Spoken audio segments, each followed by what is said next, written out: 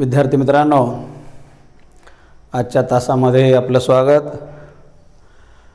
आज आपण आता नवीन प्रकरणाला सुरुवात करणार आहोत। रिकन्स्टिट्यूशन ऑफ पार्टनरशिप फर्म, भागीदारी संस्थेची पुनर्रचना असे या प्रकरणाचं नाव आहे। यामध्ये आपल्याला वेगवेगळ्या प्रकारातून भागीदारी संस्थेची पुनर्रचना कशा प्रकारे होते हे पाहायचं आहे। भागीदारीची पुनर्रचना म्हणजे काय हे पाहायचं आहे आणि वेगवेगळ्या प्रकारामध्ये अकाउंटिंग ट्रीटमेंट कशा केल्या जातात, प्रिपरेशन ऑफ अकाउंट कशा केले जातात आणि जर्नल एंट्रीज कशा केल्या जातात हे आपल्याला पाहायचं आहे। तर reconstitution of partnership firm, admission of a firm partners, भागीदारीची पुनर्रचना, नवीन भागीदाराचा प्रवेश। आपल्या पहिल्या पुनर्रचनेमध्ये आपल्याला भागीदाराचा प्रवेश हे पहिला प्रकार आपल्याला पाहायचा आहे। तरी थोडक्यामध्ये आपल्याला किती प्रकाराने भागीदारी संस्थेचं रिकन्स्टिट्यूशन होतं, पुनर्रचना होते हे थोडक्यात आपण पाहणार आहोत। तर भागीदारीची पुनर्रचना म्हणजे काय हे बघता येतं। मीनिंग ऑफ द रिकन्स्टिट्यूशन्स, भागीदारीची पुनर्रचना म्हणजे पूर्वीच्या भागीदारीच्या स्वरूपामध्ये बदल होणे, change in the form of earlier partnership.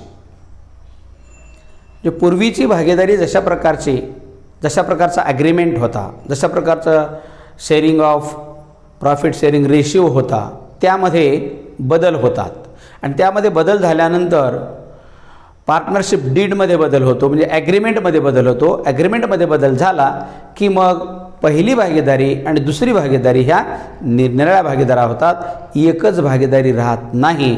म्हणजे आता नवीन जी भागीदारी निर्माण झाली ती पुनर्रचित भागीदारी, रिकन्स्टिट्यूटेड पार्टनरशिप असं त्याला म्हणता येतं आपल्याला।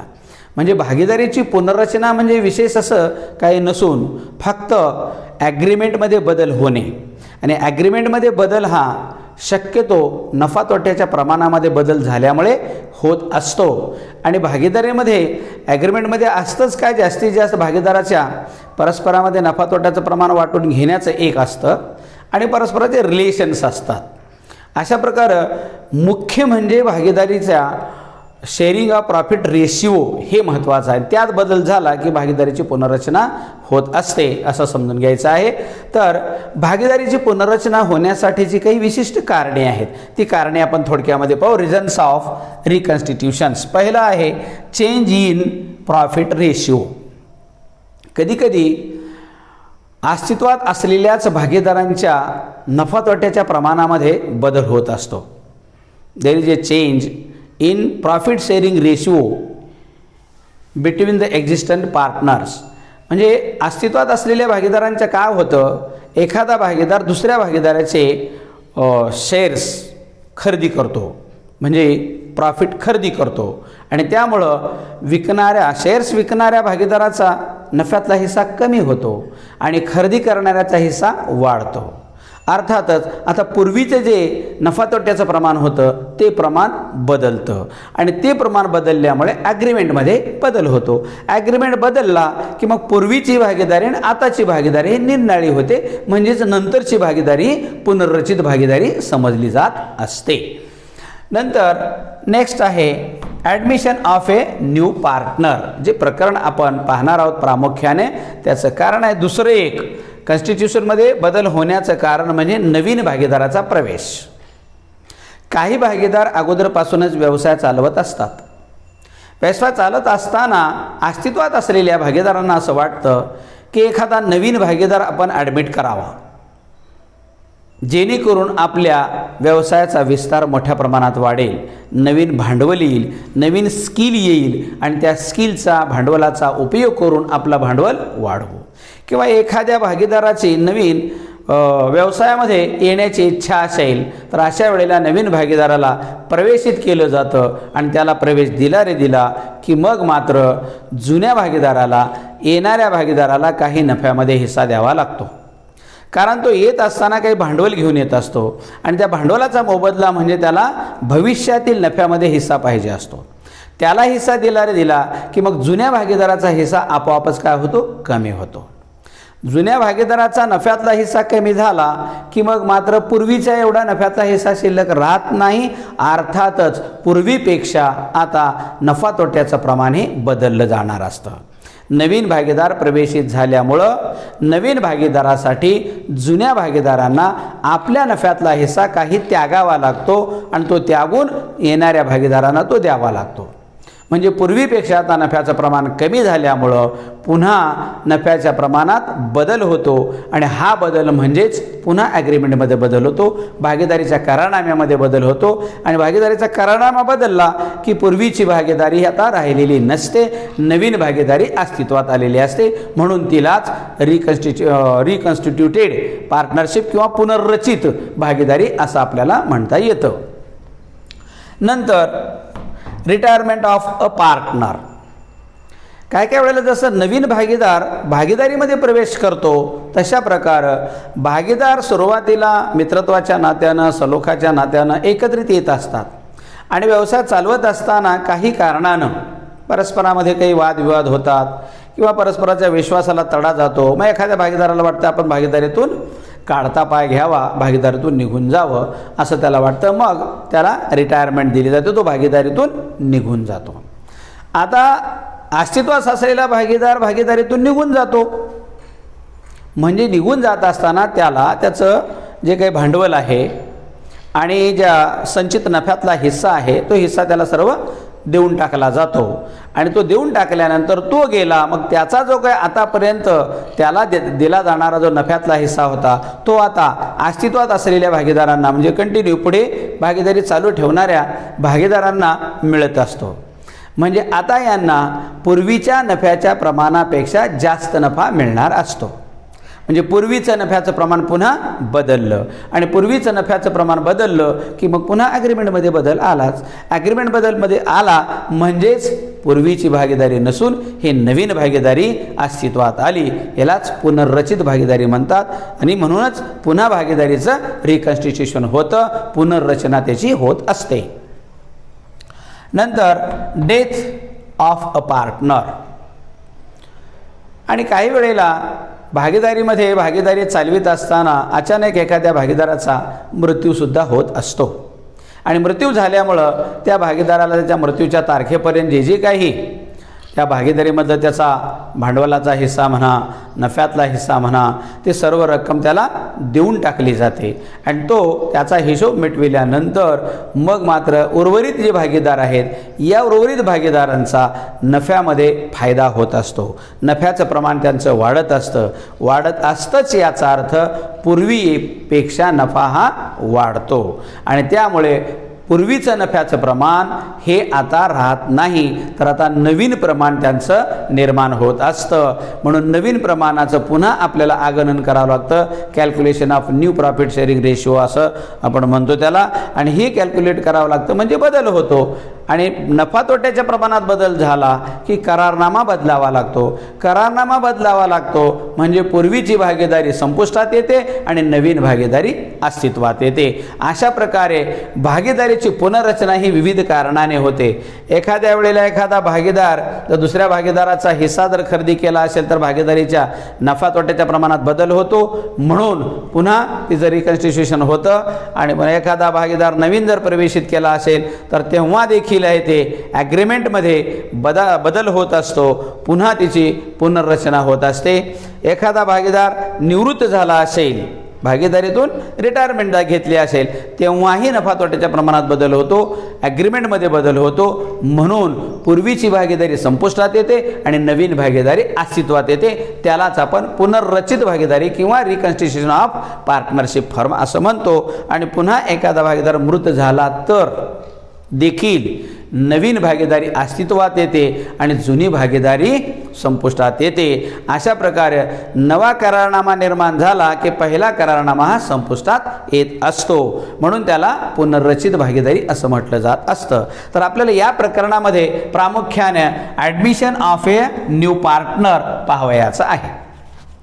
आता admission of a new partner म्हणजे नवीन भागीदार प्रवेशित झाल्यानंतर भागीदारीची पुनर्रचना होते, पुनर्रचित भागीदारी निर्माण होते. मग पुनर्रचित भागीदारी निर्माण होत असताना अशा वेळेला सर्व अकाउंट अगोदर क्लोज केली जातात. जेव्हा एखादा भागीदार प्रवेशित झाला की त्याच वेळेला संपूर्ण असेट्स अँड लायबिलिटीचं पुनर्मूल्यांकन केलं जातं, रिव्हॅल्युएशन केलं जातं आणि त्यामध्ये जो काही लाभ हानी झालेली आहे ते सर्व जुने भागीदार काढून घेतात, वाटून घेतात आणि इथून नव्याने जी भागीदारी येणार आहे, कारण भविष्यामध्ये येणाऱ्या नवीन भागीदाराला नफ्यात हिस्सा मिळणार असतो आणि हा हिस्सा मिळणार असल्यामुळं आतापर्यंतचा जो काही लाभ हानी आहे ते जुने भागीदार सर्व वाटून घेत असतात आणि मग इथून मात्र पुढे नवीन भागीदाराला हिस्सा त्यामध्ये दिला जात असतो. मग हा हिस्सा देत असताना आपल्याला नवीन भागीदारीच्या अगोदर सगळे अकाउंट क्लोज करावे लागतात, असेट अँड लायबिलिटीचं रिव्हॅल्युएशन करावं लागतो. त्या रिव्हॅल्युएशनमुळे काही लाभ होतो, काही हानी होत असते, त्याच्या आहे ते आपल्याला जनरल एंट्रीज करायच्या आहेत, अकाउंटिंग ट्रीटमेंट करायचे आहेत आणि काही अकाउंट उघडून आपल्याला क्लोज करायचे आहेत. म्हणून आपल्याला या प्रवेशामध्ये काय काय पाहायचं आहे ते थोडक्यामध्ये आपण ओझरता याच्यावर एक नजर टाकूया. पहिल्यांदा पाहायचं आपल्याला calculation of a new profit sharing ratio. नवीन भागीदार भागीदारीमध्ये प्रवेशित झाला की त्याला भविष्यातील नफ्यामध्ये काही ना काही हिस्सा द्यावा लागतो आणि याला हिस्सा देण्यासाठी जुन्या भागीदाराला आपल्या हिश्श्यातला काही त्याग करावा लागतो. अर्थातच हा त्याग केल्यामुळं त्यांचं नफ्याचं प्रमाण कमी होतं म्हणजेच पुन्हा बदलतं. म्हणून तिन्ही भागीदाराचं प्रमाण पुन्हा आता नव्याने एकदा आपल्याला कॅल्क्युलेट करावं लागतं, नव्याने एकदा त्या नवीन नफ्या प्रमाणाचं आगणन करावं लागतं. हे आगणन कसं केलं जातं हे आपल्याला यामध्ये पाहावयाचं आहे. यानंतर नवीन येणारा जो भागीदार आहे तो काहीतरी भांडवल घेऊन येत असतो, कॅपिटल आणत असतो आणि ते कॅपिटल आणल्यानंतरही कशा प्रकारे त्याची जनरल एंट्रीज होती ही पाहत असतो आपण. नवीन भागीदार येत असताना काही गुडविल घेऊन येत असतो, ज्याला लौकिक मूल्य म्हणतो आपण, मराठीतून ख्याती म्हणत असतो. ख्यातीसाठी एक विशिष्ट प्रकारची रक्कम तो घेऊन येत असतो. ही ख्याती का आणत असतो तर या जुन्या भागीदारांनी अगोदर हा व्यवसाय चांगल्या प्रकारे प्रामाणिकपणे हा व्यवसाय चालवून योग्य प्रकारची ग्राहक सेवा करून चांगल्या प्रकारे ग्राहकाला वागणूक देऊन आपला व्यवसाय हा नावारूपाला आणलेला असतो, प्रसिद्धीला आणलेला असतो आणि नफ्याचं प्रमाण मात्र मिळविण्याचं प्रमाण हे वाढलेलं असतं. अशा वेळेला एखाद्या नवीन व्यक्तीला वाटतं की आपण या व्यवसायात भागीदार म्हणून जावं, कारण नफ्याचं प्रमाण चांगल्या प्रकार आहे आणि त्या नफ्याच्या प्रमाणाचा आपण फायदा घ्यावा असं नवीन भागीदारांना वाटणं स्वाभाविक आहे. परंतु जुने भागीदार विचार करतात की आपण मोठ्या कष्टाने हा व्यवसाय एवढा नावारूपाला आणलेला आहे, एवढा विकसित केलेला आहे आणि अचानक एखादा भागीदार येतो आणि नफ्यामध्ये हिस्सा घेतो, मग कसं काय चालेल. म्हणून आपल्या व्यवसायाचं जे निव्वळ मूल्य आहे त्याला नेटवर्थ म्हणतो आपण.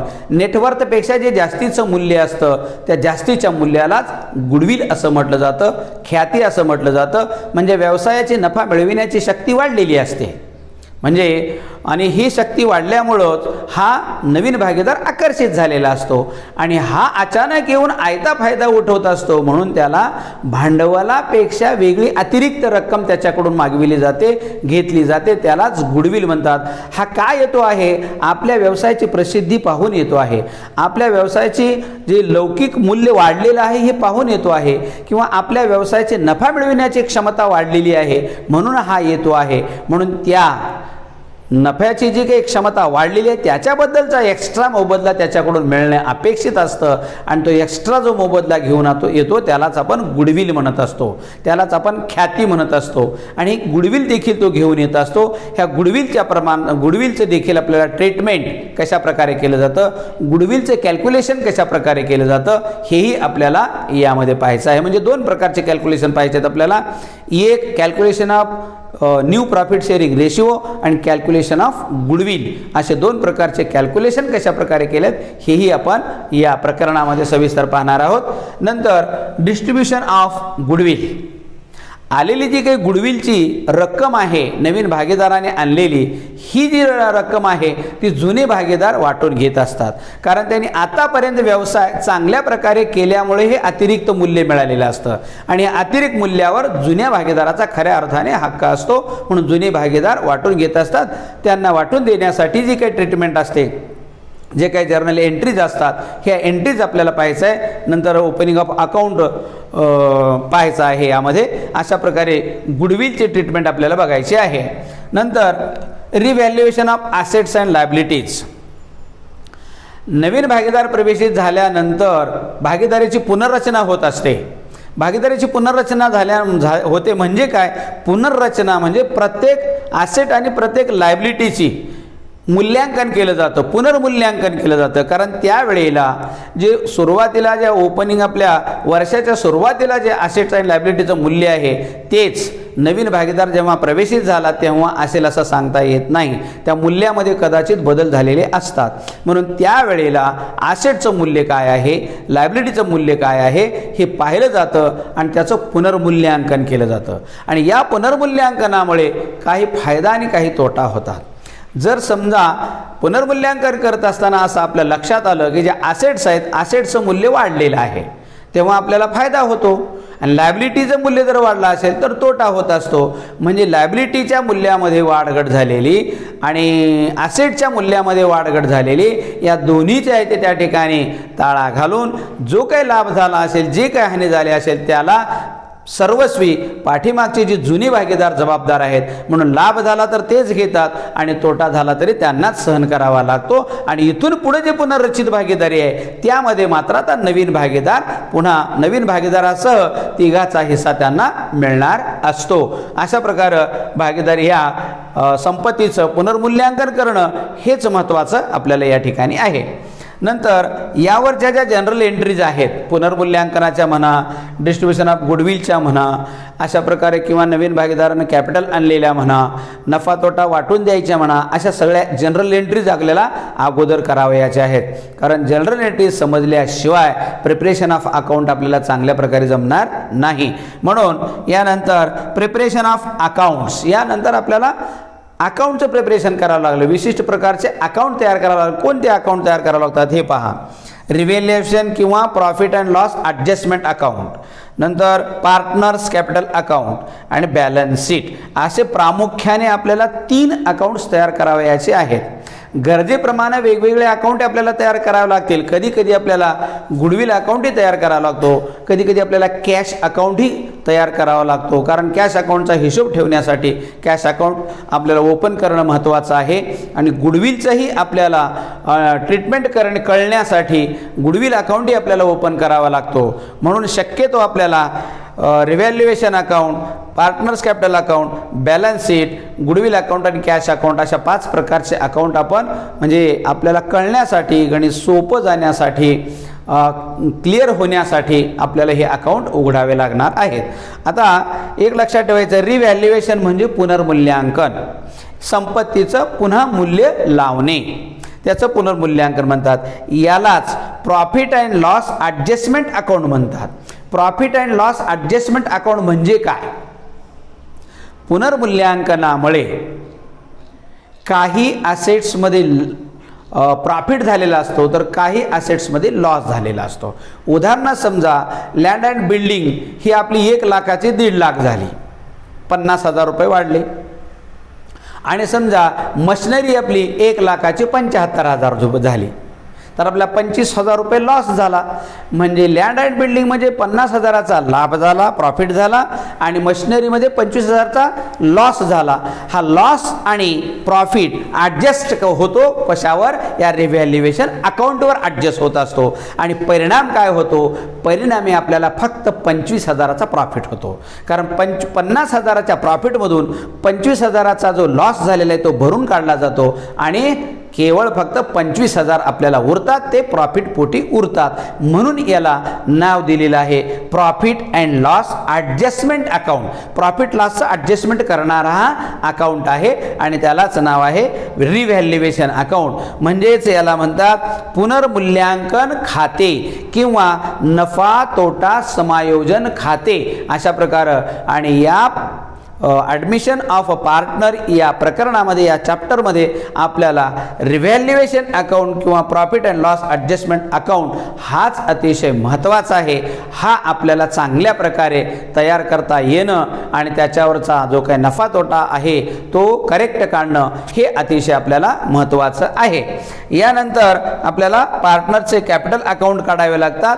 कॅपिटल अकाउंट काढून क्लोज करून त्यांचा आता नवीन पुनर्रचित कॅपिटल किती आहे, पुनर्रचित भांडवल किती आहे, जे पुढच्या व्यवसायाला सुरुवात होणार आहे. जो नवीन भागीदार येऊन आता तिघं मिळून जो व्यवसाय सुरू करणार आहेत त्याचं नवीन भांडवल आता पुन्हा तयार होणार आहे.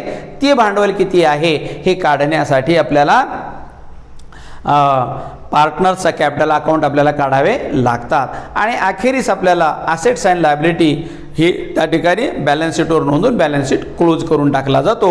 म्हणजे या ठिकाणी पाठीमागची जी काही भागीदारी संस्था होती, पाठीमागची जी पार्टनरशिप फर्म होते, इथेच संपते आणि इथून पुढे नव्याने पुन्हा नवीन भागीदारी संस्था अस्तित्वात येते. म्हणून जी काही पहिली भागीदारी आहे संपते आणि दुसरी भागीदारी पुनर्रचित भागीदारी संस्था सुरुवात होत असते. पूर्वीची पार्टनरशिप संपली आणि नवीन पार्टनरशिप सुरुवात झाली. अशा प्रकारे आपल्याला आणि या ॲडमिशन ऑफ ए पार्टनर्समध्ये पाहावयाचं आहे. या पुढच्या पिरियडला आपण calculation of new profit sharing ratio हे कशा प्रकारे काढलं जातं, का काढलं जातं, कॅल्क्युलेशन कशा प्रकारे केलं जातं हे आपण पाहूया. आजच्या पिरियडला एवढ्यापुरतं इथे थांबूया. धन्यवाद. हेही प्रकरण आपण सविस्तर रीतीने आपल्याला प्रॉब्लेम सोल्युशन करून पाठवणार, चांगल्या प्रकारे देणार आहोत.